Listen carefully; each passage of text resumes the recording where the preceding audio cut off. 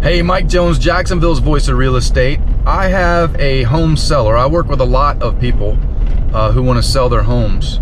And I was sitting at the closing table this morning with them.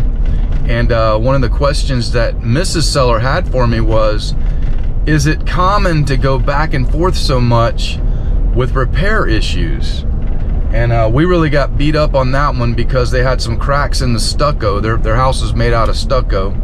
And by the way, in Florida, you are going to be having a hard time trying to find a house that's made out of stucco that doesn't have cracks or evidence of past cracks.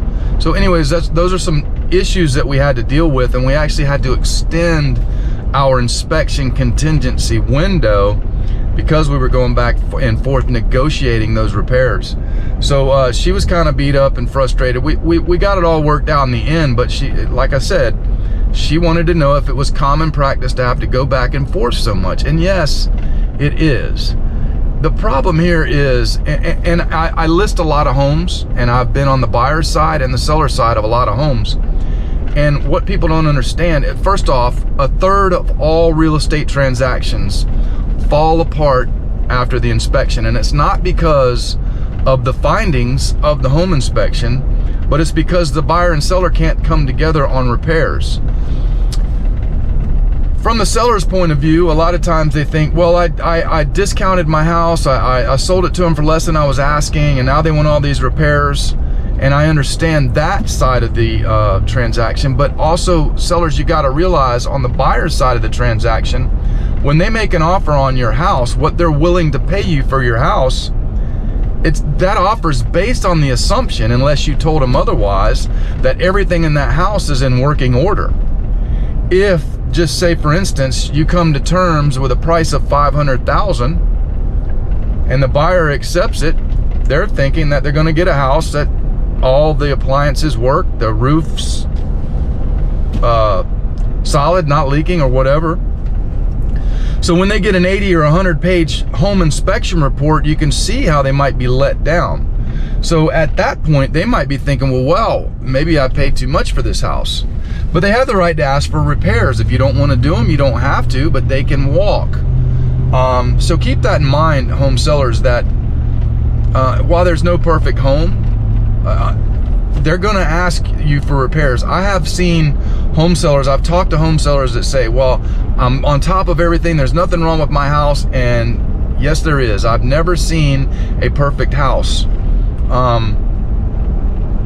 So home sellers, you need to be expecting some type of a repair request. I can count on one hand, in 20 years, probably close to 1,000 transactions, I can count on one hand the number of transactions that didn't require any repairs, excluding new construction. Now, buyers, on the other side of the coin, there is no perfect house.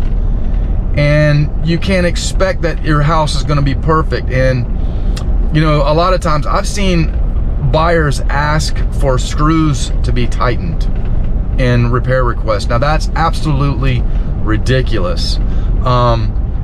So keep that in mind. And again, I've even seen new construction where you rarely see buyers get home inspections on new construction homes, but I've seen brand new houses where the inspection result revealed broken trusses in the attic, safety violations, and things like that. So anything safety related, certainly you should ask to have fixed. And anything that's not in working order, you should expect to ask them to have fixed. But tighten screws, you know, replace a electrical outlet cover that might be cracked. Those are really easy, cheap things that you can do. And if you just do them yourself, accept it that way, it's a lot easier and the transaction's more likely to go through. A lot of sellers get upset when you hand them a long laundry list of repairs, especially when they've negotiated back and forth on the price.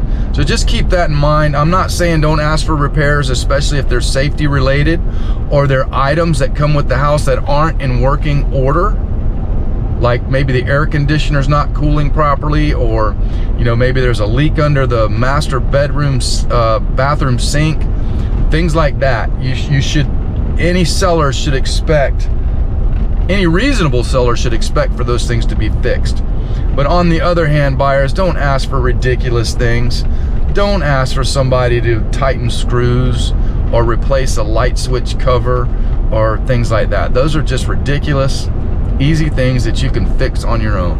My name's Mike Jones, Jacksonville's voice of real estate. If you have questions about real estate, let me know, or just drop them in the comments section below. Don't forget to subscribe to my YouTube channel so you don't miss other videos like this. Again, my name's Mike Jones, Jacksonville's voice of real estate. Thank you for watching.